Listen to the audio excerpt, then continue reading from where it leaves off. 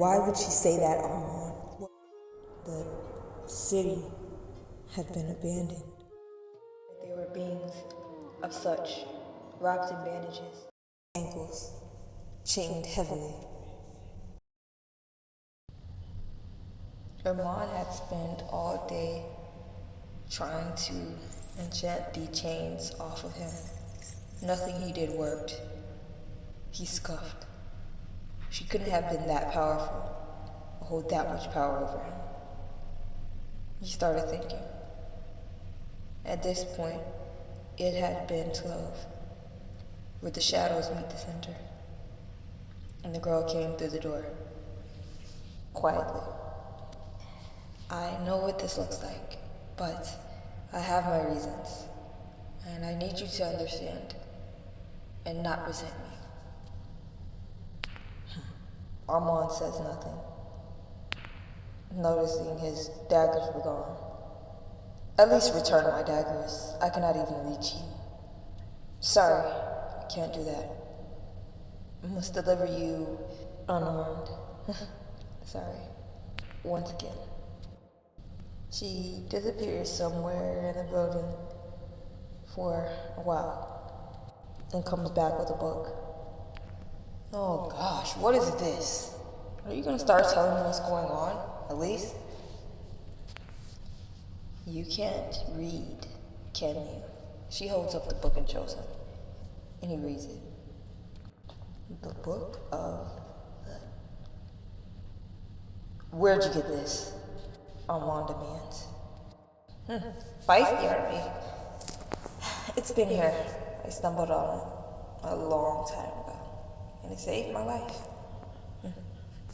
I must say I'm quite grateful. The time marked 7 p.m. He hadn't known that much time went this far. She had been sorting things out, objects, and preparing something. He knew how this was going to end.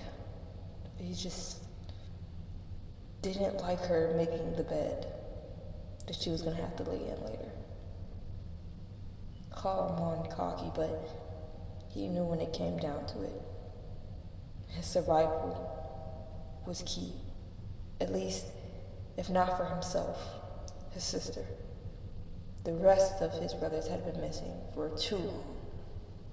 And if she was on her own, it wouldn't be good.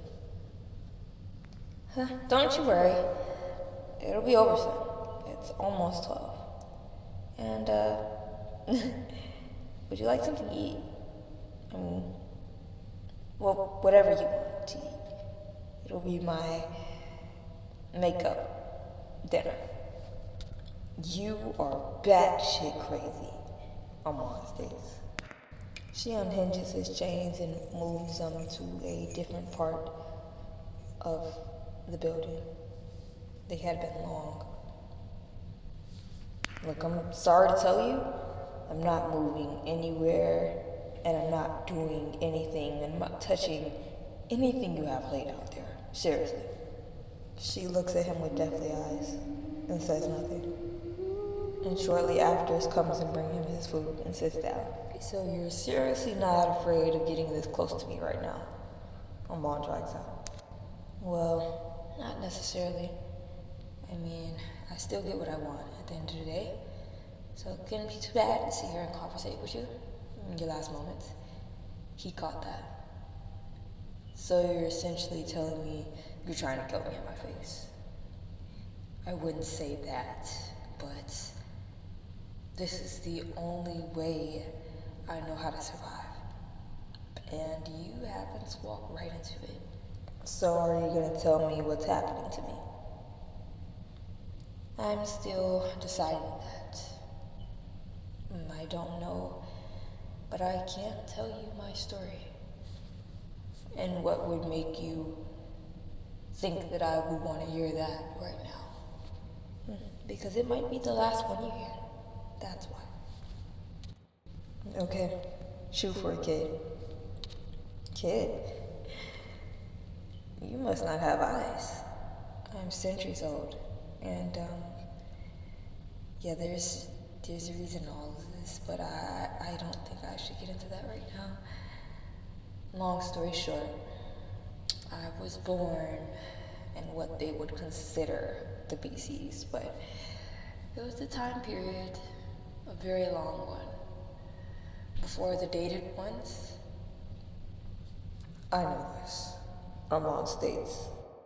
Well, anyway, I was born then, and my parents were young, and they sent me off somewhere. I guess there was chaos in the city at this time. I had been 7-ish in our years. They said leave and don't come back ever, but the child me did eventually. Well, it had been some time, and I was barely able to count. I just know I went from being able to see the trunks of trees to the branches. Anyway, I came back and it was bad. Not bad like this, but it was just gone. And I found out the hard way what those things were. And I came here. This was my safe haven. I enchanted it myself from reading books. And as I started getting older, I wanted to find answers on what happens in my city. And so I declared to myself that I would stay alive as long as possible to do so. But time was getting the best of me. I was human after all. I'm on Scott. Were human? So what the hell are you now? A dog. She laughs and then fixes her hair. Listen, you don't want to know. You should probably get drunk tonight. I'm just saying. Red wine is the best we have here. And I made it myself. She gets up and leaves abruptly.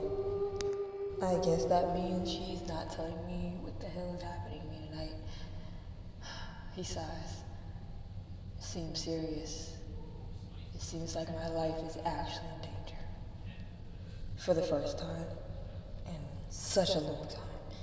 I'd been a little boy, and I had never felt like this before. The clock strikes 12 and she comes back, dressed differently. So when are you going to really tell me what's going on? She looks at him. Sorrow in her eyes. Her entire demeanor had changed. She finally breaks. You want to know what I'm really doing? Fine. She sighs. These things out here, they come and collect what needs to be collected from the earth. That should have been me a long time ago. However, they take things. They take offerings. Armand gets it and starts thinking. So, you're using me as a sacrifice. You are thinking way too deep into, no, you are using me, aren't you? Be honest. They would have came and got you a long time ago if it weren't for you using innocent people. Well, I can see your soul, and you're not innocent. You don't know me. You don't know me, Armand states. She goes quiet, rushing up and getting things set up and scattered. Hey! Armand shouts back out. You hear me, goddammit. Just drink the wine and close your eyes, okay? Her tone deepening. Armand refuses, and she storms up to him with a cup of wine in her hand. grabbing his face. "Don't you dare," Armand says through clenched teeth. She looks at him in his eyes and pours the wine in his mouth forcefully. Even though clenching his teeth, a large sum of it did go down his throat as he coughs. "Perfect." Her mood brightened as she continues doing what she was doing. Armand had seriously begun to get angry. He hadn't been this angry in so long. As she begins to chant, the lights start flickering, and the doors lock. All of them. It was strange. He didn't know the doors had locks on them. In no time he hears moaning. The same moaning they heard outside. She looks over at him and mouths the word, "I'm sorry."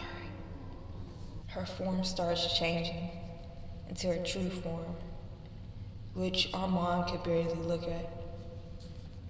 "I can help you," Armand stated. "Don't you think it's too late for that?" She goes and opens the door. But these doors, he noticed they were taller. She had to maneuver a series of levers to open the giant door he hadn't noticed before. Armand says a prayer as he feels the energy in his body start to light him up.